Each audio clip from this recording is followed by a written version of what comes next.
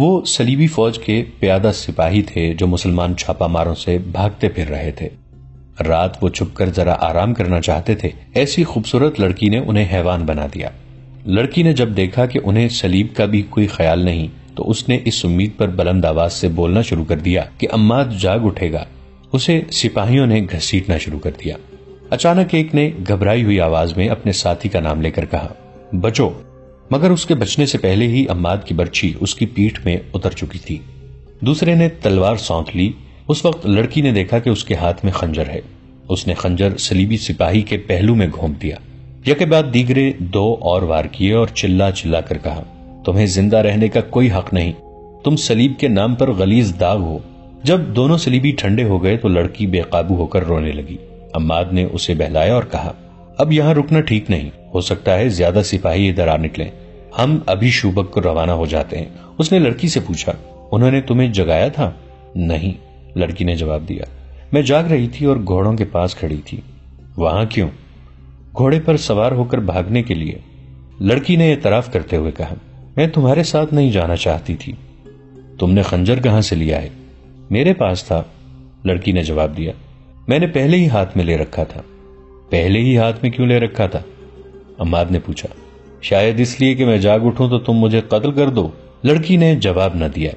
عماد کو دیکھتی رہی، کچھ دیر بعد بولی، میں تمہیں قتل کر کے بھاگنا چاہتی تھی، بیشتر اس کے کہ تم مجھے قتل کرو۔ میں تمہیں بتا دینا چاہتی ہوں کہ میں نے یہ خنجر تمہیں قتل کرنے کے لیے کھولا تھا، لیکن ہاتھ اٹھا نہیں۔ میں یہ نہیں بتا سکتی کہ تمہارے دل میں خنجر کیوں نہیں اتارا، تمہاری زندگی میرے ہاتھ میں تھی، میں بزدل نہیں، پھر بھی تمہیں قتل نہ کر سکی۔ میں کوئی وجہ بیان نہیں کر سکتی، شاید تم کچھ بتا سکو۔ زندگی اور موت اللہ کے ہاتھ میں ہے، عماد نے کہا، تمہارا ہاتھ میرے خدا نے روکا تھا اور تمہاری عزت خدا نے بچائی ہے۔ میرا وجود تو ایک بہانہ اور ایک سبب تھا، کسی گھوڑے پر سوار ہو جاؤ اور چلو۔ لڑکی نے خنجر عماد کی طرف بڑھا کر کہا، میرا خنجر اپنے پاس رکھو ورنہ میں تمہیں قتل کر دوں گی۔ تم میری تلوار بھی اپنے پاس رکھ لو، عماد نے کہا، تم مجھے قتل نہیں کر سکو گی۔ یہ مذاق نہیں تھا، دونوں پر سنجیدگی طاری تھی۔ وہ گھوڑوں پر سوار ہوئے اور تیسرا گھوڑا ساتھ لے کر چل پڑے۔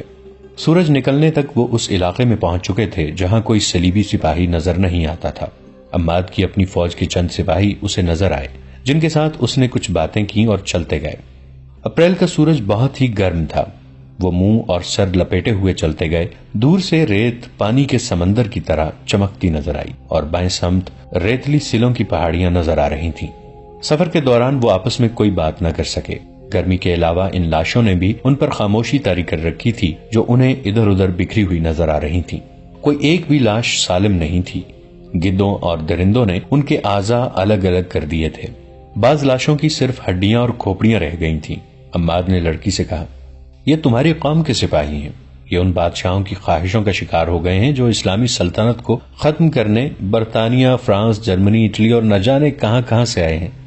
لڑکی خاموش رہی اور بار بار عماد کو دیکھتی تھی اور آہ بھر کر سر جھکا لیتی تھی۔ عماد نے سلوں کی پہاڑیوں کا رخ کر لیا۔ اسے معلوم تھا کہ وہاں پانی ضرور ہوگا اور سایہ بھی۔ سورج ان کے پیچھے جانے لگا تو وہ پہاڑیوں میں پہنچ گئے۔ تلاش کے بعد انہیں ہری جھاڑیوں اور گھاس نظر آ گئی۔ ایک جگہ سے پہاڑی کا دامن پھٹا ہوا تھا، وہاں پانی تھا۔ وہ گھوڑے سے اترے، پہلے خود پانی پیا، پھر گھوڑوں کو پانی پینے کے لیے چھوڑ دیا اور سائے میں بیٹھ گئے۔ تم کون ہو؟ لڑکی نے اس سے پوچھا۔ تمہارا نام کیا ہے؟ کہاں کے رہنے والے ہو؟ میں مسلمان ہوں، عماد نے جواب دیا۔ میرا نام عماد ہے اور میں شامی ہوں۔ رات خواب میں تم کسے یاد کر رہے تھے؟ یاد نہیں رہا، عماد نے کہا۔ میں شاید خواب میں بول رہا ہوں گا، میرے ساتھی مجھے بتایا کرتے ہیں کہ میں خواب میں بولا کرتا ہوں۔ تمہاری ماں ہے، بہن ہے؟ لڑکی نے پوچھا اور کہا، تم شاید انہیں یاد کر رہے تھے۔ تھی کبھی، عماد نے آہ بھر کے کہا، اب انہیں خواب میں دیکھا کرتا ہوں۔ لڑکی نے اس سے ساری بات پوچھنے کی بہت کوشش کی لیکن عماد نے اور کچھ نہیں بتایا۔ اس نے لڑکی سے کہا، تم نے اپنے متعلق جھوٹ بولا تھا، مجھے پوچھنے کی کوئی ضرورت نہیں کہ تم کون ہو، میں تمہیں متعلقہ حاکم کے حوالے کر کے واپس آ جاؤں گا۔ اگر سچ بول سکو تو اپنے متعلق کچھ بتا دو، لیکن یہ نہ کہنا کہ تم ان صلیبی لڑکیوں میں سے نہیں ہو جو ہمارے ملک میں جاسوسی کے لیے آتی ہیں۔ تم ٹھیک کہتے ہو، لڑکی نے کہا، میں جاسوس لڑکی ہوں، میرا نام ایونا ہے۔ تمہارے ماں باپ کو معلوم ہے کہ تمہارا کام کس قسم کا ہے؟ عماد نے پوچھا۔ میرے ماں باپ نہیں ہیں، ایونا نے جواب دیا۔ میں نے ان کی صورت بھی نہیں دیکھی. میرا محکمہ میری ماں اور اس محکمے کا حاکم ہرسن میرا باپ ہے. اس نے یہ بات یہیں پر ختم کر دی اور کہا, میری ایک ساتھی لڑکی نے ایک مسلمان سپاہی کو بچانے کے لیے زہر پی لیا تھا. میں اس وقت بہت حیران ہوئی تھی کہ کوئی صلیبی لڑکی ایک مسلمان کے لیے اتنی بڑی قربانی کر سکتی ہے. میں آج محسوس کر رہی ہوں کہ ایسا ہو سکتا ہے. پتا چلا تھا کہ اس مسلمان سپاہی نے بھی تمہاری طرح اس لڑکی کو ڈاکوں سے لڑ کر بچایا, خود زخمی ہوا اور لڑکی کو شوبک تک پہنچایا تھا. تمہاری طرح اس نے بھی دھیان نہیں دیا کہ وہ کتنی خوبصورت ہے. لوزینا بہت خوبصورت لڑکی تھی. میں یہ کہہ سکتی ہوں کہ میں تمہاری خاطر اپنی جان قربان کر دوں گی. میں نے اپنا فرض ادا کیا ہے, عماد نے کہا. ہم لوگ حکم کے پابند ہوتے ہیں. شاید یہ جذبات کا اثر ہے کہ میں ایسے محسوس کرتی ہوں جیسے میں نے پہلے تمہیں کہیں دیکھا ہے. دیکھا ہوگا, عماد نے کہا. تم مصر گئی ہو, وہاں دیکھا ہوگا. میں مصر ضرور گئی ہوں, لڑکی نے کہا. تمہیں نہیں دیکھا تھا, اس نے مسکرا کر پوچھا. میرے متعلق تمہارا کیا خیال ہے؟ کیا میں خوبصورت نہیں ہوں؟ تمہاری خوبصورتی سے میں نے انکار نہیں کیا, عمار نے سنجیدگی سے کہا. میں سمجھ گیا ہوں کہ تم نے یہ سوال کیوں کیا ہے. تم ضرور حیران ہوگی کہ میں نے تمہارے ساتھ وہ سلوک کیوں نہیں کیا جو تمہاری صلیب کے 2 سپاہیوں نے تمہارے ساتھ کرنا چاہا تھا. ہو سکتا ہے تمہارے دل میں یہ خوف ابھی بھی موجود ہو کہ میں تمہیں دھوکہ دے رہا ہوں اور تمہیں شوبک لے جا کر خراب کروں گا, یا تمہارے ساتھ تمہاری مرضی کے خلاف شادی کر لوں گا, یا تمہیں بیچ ڈالوں گا. میں تمہارا یہ خوف دور کرنا ضروری سمجھتا ہوں. لڑکی میرے مذہب کی ہو یا کسی دوسرے مذہب کی, میں کسی لڑکی کو بری نظر سے دیکھ ہی نہیں سکتا. اس کی وجہ یہ ہے کہ میں جب 13-14 سال کا تھا تو میری ایک چھوٹی سی بہن اغوا ہو گئی تھی. اس کی عمر 6-7 سال تھی. 16 سال گزر گئے ہیں. اسے شوبک کے عیسائی اٹھا کے لے گئے تھے. میں نہیں جانتا کہ وہ زندہ ہے یا مر گئی ہے. اگر زندہ ہے تو کسی امیر کے حرم میں ہوگی یا تمہاری طرح جاسوسی کرتی پھر رہی ہوگی. میں جس لڑکی کو دیکھتا ہوں اسے اپنی بہن سمجھ لیتا ہوں. اسے بری نظر سے اس لیے نہیں دیکھتا کہ وہ میری گمشدہ بہن ہی نہ ہو. میں تمہیں صرف اس لیے شوبک لے جا رہا ہوں کہ محفوظ رہو. میں جانتا تھا کہ صحرا میں اکیلے جانے اور پیدل چلنے سے تمہارا کیا حشر ہوتا, اور تم کسی کے ہاتھ میں پڑ جاتی تو تمہارا حال وہی ہوتا جو تمہارے اپنے صلیبی بھائی کرنے لگے تھے. مجھے اپنی خوبصورتی کا احساس نہ دلاؤ. میں اس احساس کے لحاظ سے مردہ ہوں. مجھے لذت ان صحراؤں میں صلیبیوں کے تعاقب میں گھوڑا دوڑاتے اور ان کا خون بہاتے ملتی ہے. لڑکی اسے عجیب سی نظروں سے دیکھ رہی تھی. اس کی آنکھوں میں پیاس کا تاثر تھا. اس کے ساتھ ایسی باتیں کسی نے نہیں کی تھیں. اسے بے حیائی اور عیاری کے سبق دیے گئے تھے اور اس کی باتوں اور چال ڈھال میں بڑی محنت سے جنسی کشش پیدا کی گئی تھی. اسے ایک بڑا ہی خوبصورت فریب بنایا گیا تھا. اس پر حسن اور شراب کا نشہ طاری کیا گیا تھا. اسے عصمت کے موتی سے محروم رکھا گیا تھا اور وہ اس ٹریننگ کے بعد اپنی ساتھی لڑکیوں کی طرح اپنے آپ کو مردوں کے دلوں پر راج کرنے والی شہزادی سمجھنے لگی تھی. اسے یہ بھی یاد نہیں رہا تھا کہ اس کا گھر کہاں ہے اور اس کے ماں باپ کیسے تھے. عماد کی جذباتی باتوں نے اس کی ذات میں ایک عورت کے جذبے بیدار کر دیے. وہ گہری سوچ کے عالم میں کھو گئی. عمار سے جیسے وہ بے تکلف ہو گئی. اس نے گہری سوچ کے عالم میں کہا, ایک ڈراؤنے خواب کی طرح یاد آتا ہے کہ مجھے ایک گھر سے اٹھایا گیا تھا. مجھے یاد نہیں رہا کہ اس وقت میری عمر کیا تھی.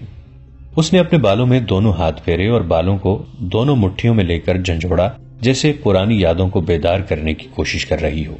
اس نے اکتا کر کہا, کچھ یاد نہیں آتا. میرا ماضی شراب اور عیش و عشرت اور حسین عیاریوں میں گم ہو گیا ہے. میں نے کبھی بھی نہیں سوچا کہ میرے والدین کون تھے اور کیسے تھے. مجھے کبھی ماں باپ کی ضرورت محسوس ہوئی ہی نہیں. میرے اندر جذبات ہی نہیں تھے. مجھے معلوم ہی نہیں کہ مرد باپ اور بھائی بھی ہو سکتا ہے. مرد مجھے اپنی تفریح کے لیے استعمال کی چیز سمجھتے ہیں, لیکن میں مردوں کو استعمال کرتی ہوں. جس پر میری خوبصورتی اور میری جوانی کا نشہ طاری نہ ہو اسے میں حشیش اور شراب سے اپنا غلام بنا لیا کرتی ہوں. مگر اب تم نے جو باتیں کی ہیں انہوں نے مجھ میں وہ حصے بیدار کر دی ہیں جو ماں باپ بہن اور بھائی کے پیار مانگتی ہیں. اس کی بے چینی بڑھتی گئی. وہ رک رک کر بولتی رہی, پھر بالکل ہی چپ ہو گئی. کبھی عماد کو ٹکٹکی باندھ کر دیکھنے لگتی اور کبھی اپنے سر پر ہاتھ رکھ کر اپنے بال مٹھی میں لے کر جھنجھوڑنے لگتی. وہ دراصل گمشدہ ماضی اور حال کے درمیان بھٹک گئی تھی. عماد نے جب اسے کہا کہ اٹھو چلیں تو وہ بھولے بھالے معصوم سے بچے کی طرح اس کے ساتھ چل پڑی. ان کے گھوڑے انہیں پہاڑی علاقے سے بہت دور لے گئے تو وہ بھی عماد کو دیکھ رہی تھی. صرف ایک بار اس نے ہنس کر کہا, مرد کی باتوں اور وعدوں پر میں نے کبھی اعتبار نہیں کیا. میں سمجھ نہیں سکتی کہ میں کیوں محسوس کر رہی ہوں کہ مجھے تمہارے ساتھ جانا چاہیے. عماد نے اس کی طرف دیکھا اور مسکرا دیا.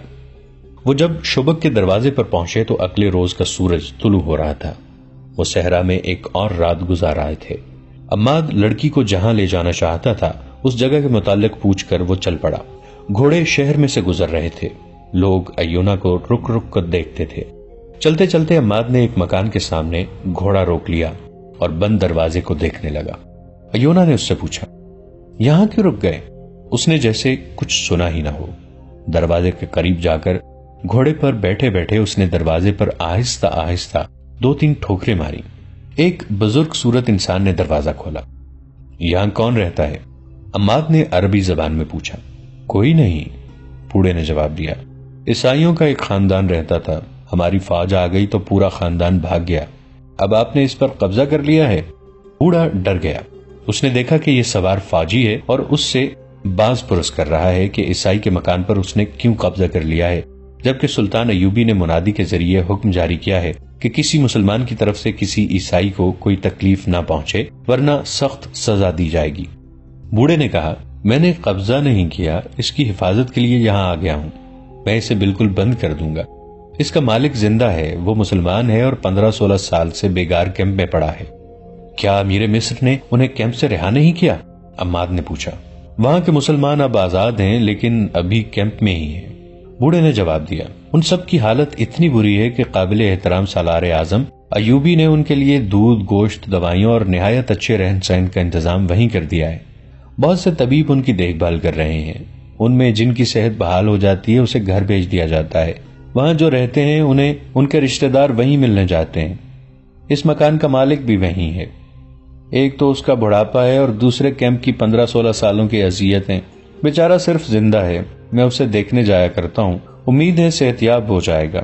میں نے اسے بتا دیا تھا کہ اس کا مکان خالی ہو گیا ہے۔ اس کے رشتہ دار کہاں ہیں؟ عماد نے پوچھا۔ کوئی بھی زندہ نہیں، بوڑھے نے جواب دیا اور 3-4 گھر چھوڑ کر ایک مکان کی طرف اشارہ کر کے کہا، وہ میرا ذاتی مکان ہے، میں ان لوگوں کا صرف پڑوسی ہی تھا، آپ مجھے ان کا رشتہ دار کہہ سکتے ہیں۔ عماد یہ پوچھ کر کہ اندر مستورات نہیں ہیں، گھوڑے سے اتر کر اندر چلا گیا، کمروں میں گیا، دیواروں پر ہاتھ پھیرا۔ ایونا بھی اندر چلی گئی۔ اس نے عماد کو دیکھا، وہ آنسو پوچھ رہا تھا۔ ایونا نے آنسوؤں کی وجہ پوچھی تو اس نے جواب دیا، اپنے بچپن کو ڈھونڈ رہا ہوں، میں اس گھر سے بھاگا تھا، یہ میرا گھر ہے۔ اس کے آنسو بہنے لگے۔ اس نے بوڑھے سے پوچھا، ان کے رشتہ دار مر گئے ہیں؟ ان کی کوئی اولاد بھی تھی؟ صرف ایک لڑکا بچا تھا جو عیسائی ڈاکوں سے بچ کر میرے گھر آ گیا تھا، بوڑھے نے جواب دیا، اسے میں نے شام روانہ کر دیا تھا، اگر یہاں رہتا تو مارا جاتا۔ عماد کو وہ رات یاد آ گئی جب وہ اس گھر سے بھاگ کر پڑوسی کے گھر جا چھپا تھا۔ وہ یہی پڑوسی تھا، مگر اس نے بوڑھے کو بتایا نہیں کہ وہ لڑکا جسے اس نے شوبک سے شام کو روانہ کیا تھا وہ یہی جوان ہے جسے وہ یہ کہانی سنا رہا ہے۔ عماد کے لیے جذبات پر قابو پانا محال ہو گیا، لیکن وہ سخت جان فوجی تھا۔ اس نے بوڑھے سے کہا، میں اس مکان کے مالک سے ملنا چاہتا ہوں، مجھے اس کا نام بتاؤ۔ بوڑھے نے اسے اس کے باپ کا نام بتا دیا۔ عماد کو اپنے باپ کا نام اچھی طرح یاد تھا۔ اس لڑکے کی ایک بہن تھی، بوڑھے نے کہا، بہت چھوٹی تھی، اسے عیسائیوں نے اغوا کر لیا تھا، اسی ضمن میں اس گھر کے سارے افراد عیسائیوں کے ہاتھوں قتل ہو گئے۔ ایونا، عماد نے لڑکی سے کہا، اپنی مقدس صلیب کے پرستاروں کے کرتوت سن رہی ہو؟ ایونا نے کوئی جواب نہ دیا، وہ چھت کو دیکھنے لگی۔ اس نے کمرے کے دروازے کے ایک کواڑ کو بند کیا اور اس کی الٹی طرف دیکھنے لگی۔ کواڑ پر 3-4 چھوٹی چھوٹی اور گہری لکیریں کھدی ہوئی تھیں۔ وہ بیٹھ کر ان لکیروں کو بڑی غور سے دیکھنے لگی۔ عماد اسے دیکھ رہا تھا۔ ایونا لکیروں پر ہاتھ پھیرنے لگی۔ وہ اٹھی اور دوسرے کمرے میں چلی گئی، وہاں بھی کواڑوں پر ہاتھ پھیر کر کچھ ڈھونڈنے لگی۔ عماد نے جا کر اس سے پوچھا، کیا دیکھ رہی ہو؟ لڑکی مسکرائی اور بولی، تمہاری طرح میں بھی اپنا بچپن ڈھونڈ رہی ہوں۔ اس نے عماد سے پوچھا، یہ تمہارا گھر تھا؟ تم یہیں سے بھاگے تھے؟ یہیں سے، عماد نے جواب دیا اور اسے سنا دیا کہ کس طرح ان کے گھر پر عیسائیوں نے حملہ کیا اور اس کی ماں اور بڑے بھائی کو قتل کر دیا تھا۔ عماد بھاگ گیا اور وہ آج تک یہ سمجھتا رہا کہ اس کا باپ بھی قتل ہو گیا ہے، لیکن یہ بوڑھا بتاتا ہے کہ باپ کیمپ میں زندہ ہے۔ تم نے اس بوڑھے کو بتا دیا ہے کہ وہ لڑکے تم ہی ہو جسے اس نے پناہ دی تھی؟ میں بتانا نہیں چاہتا، اس نے تذبذب کے عالم میں کہا۔ ایونا اسے بڑی غور سے دیکھنے لگی اور بوڑھا ان دونوں کو دیکھ دیکھ کر حیران ہو رہا تھا کہ یہ دونوں یہاں کیا دیکھ رہے ہیں۔ عماد بچپن کی یادوں میں گم ہو گیا تھا۔ بوڑھے نے پوچھا، میرے لیے کیا حکم ہے؟ عماد چونکا اور حکم دینے کے لہجے میں بولا، اس مکان کو اپنی نگرانی میں رکھیں یا آپ کی تحویل میں ہے؟ اس نے ایونا سے کہا۔ آؤ چلیں۔ کیا تم اپنے باپ سے نہیں ملو گے؟ ایونا نے اس سے پوچھا۔ پہلے اپنا فرض ادا کر لوں، عماد نے جواب دیا۔ مجھے ریگستان میں میرا کماندار ڈھونڈ رہا ہوگا، وہ مجھے مردہ قرار دے چکے ہوں گے، وہاں میری ضرورت ہے۔ آؤ میرے ساتھ آؤ، میں یہ امانت کسی کے حوالے کر دوں۔ لڑکیاں لڑکیاں لڑکیاں، سلطان صلاح الدین ایوبی نے شگفتہ سے لہجے میں علی بن سفیان سے کہا۔ کیا یہ کمبخت صلیبی میرے راستے میں لڑکیوں کی دیوار کھڑی کرنا چاہتے ہیں؟ کیا وہ لڑکیوں کو میرے سامنے نچا کر مجھ سے شوبک کا قلعہ لے لیں گے؟ امیر محترم، علی بن سفیان نے کہا، آپ اپنی ہی باتوں کی تردید کر رہے ہیں۔ یہ لڑکیاں دیوار نہیں بن سکتی، دیمک بن چکی ہیں اور دیمک کا کام کر رہی ہیں۔ آپ کے اور محترم نور الدین زنگی کے درمیان غلط فہمی پیدا کرنے کی کوششیں لڑکیوں کے ہاتھوں کرائی گئی ہیں، اور ان لڑکیوں نے حشیش اور شراب کے ذریعے ہمارے مسلمان حکام اور امراء کو استعمال کیا ہے۔ یہ وہی موضوع ہے جس پر ہم 100 بار بات کر چکے ہیں۔ سلطان ایوبی نے کہا، مجھے ان لڑکیوں کے متعلق کچھ بتاؤ۔ یہ تو معلوم ہو چکا ہے کہ یہ 8 جاسوس ہیں۔ انہوں نے اب تک کوئی نیا انکشاف کیا ہے یا نہیں؟ انہوں نے بتایا ہے کہ شوبک میں صلیبی جاسوس اور تخریب کار موجود ہیں، علی بن سفیان نے جواب دیا، لیکن ان میں سے کسی کی بھی نشاندہی نہیں ہو سکتی کیونکہ ان کے گھروں اور ٹھکانوں کا علم نہیں۔ ان میں سے 3 مصر میں کچھ وقت گزار آئی ہیں، وہاں انہوں نے جو کام کیا ہے وہ آپ کو بتا چکا ہوں۔ کیا وہ قید خانے میں ہیں؟ سلطان ایوبی نے کہا، نہیں، وہ اپنی پرانی جگہ پر رکھی گئی ہیں، ان پر پہرا ہے۔ اتنے میں دربان اندر آیا۔ اس نے کہا، عماد شامی نام کا ایک عہدیدار ایک صلیبی لڑکی کو ساتھ لایا ہے، کہتا ہے کہ اسے اس نے کرک کے راستے سے پکڑا ہے اور یہ لڑکی جاسوس ہے، دونوں کو اندر بھیج دو۔ سلطان ایوبی نے کہا۔ دربان کے جاتے ہی عماد اور ایونا اندر آئے۔ سلطان ایوبی نے عماد سے کہا، معلوم ہوتا ہے بہت لمبی مسافت سے آئے ہو، تم کس کے ساتھ ہو؟ میں شامی فوج میں ہوں، عماد نے جواب دیا۔ میرے کماندار کا نام احتشام ابن محمد ہے اور میں البرق دستے کا عہدیدار ہوں۔ البرق کس حال میں ہے؟ سلطان ایوبی نے پوچھا اور علی بن سفیان سے کہا، البرق فی الواقع برق ہے۔ ہم نے جب سوڈانیوں پر شب خون مارے تھے تو البرق قیادت کر رہا تھا، صحرائی چھاپوں میں اس کی نظیر نہیں ملتی۔ سالار اعظم، عمار نے کہا، آدھا دستہ اللہ کے نام پر قربان ہو چکا ہے، میرے گروہ میں سے صرف میں رہ گیا ہوں، تم نے اتنی جانیں ضائع تو نہیں کی؟ سلطان ایوبی نے سنجیدگی سے پوچھا۔ مر جانے اور قربان ہونے میں بہت فرق ہے۔ نہیں سالار اعظم، عماد نے جواب دیا، خدائے ذوالجلال گواہ ہے کہ ہم نے ایک ایک جان کے بدلے میں 20 جانیں لی ہیں۔ اگر صلیبیوں کی فوج اپنے ٹھکانے پر پہنچ گئی تو وہ صرف چند ایک زخمی ہوں گے۔ فلسطین کی ریت کو ہم نے صلیبیوں کے خون سے لال کر دیا ہے۔ ہمارے دوسرے دستوں نے بھی دشمن پر پورا قہر برسایا ہے۔ دشمن میں اب اتنا دم نہیں رہا کہ وہ تھوڑے سے عرصے میں اگلی جنگ کے لیے تیار ہو جائے۔ اور تم؟ سلطان ایوبی نے لڑکی سے پوچھا، کیا تم پسند کرو گی کہ اپنے متعلق ہمیں سب کچھ بتا دو؟ سب کچھ بتا دوں گی، ایونا نے کہا اور اس کے آنسو بہنے لگے۔ دوستو، آج کے لیے اتنا ہی۔ اسی کہانی کی اگلی قسط کے ساتھ بہت جلد حاضر ہوں گے۔ نیچے کامنٹ سیکشن میں اپنی رائے کا اظہار ضرور کیجیے گا۔ ہمارے اس چینل کو سبسکرائب کر کے نیچے موجود بیل آئیکن کو بھی ضرور کلک کیجیے گا۔ اگلی ملاقات تک کے لیے ہمارا اور آپ کا اللہ نگہبان۔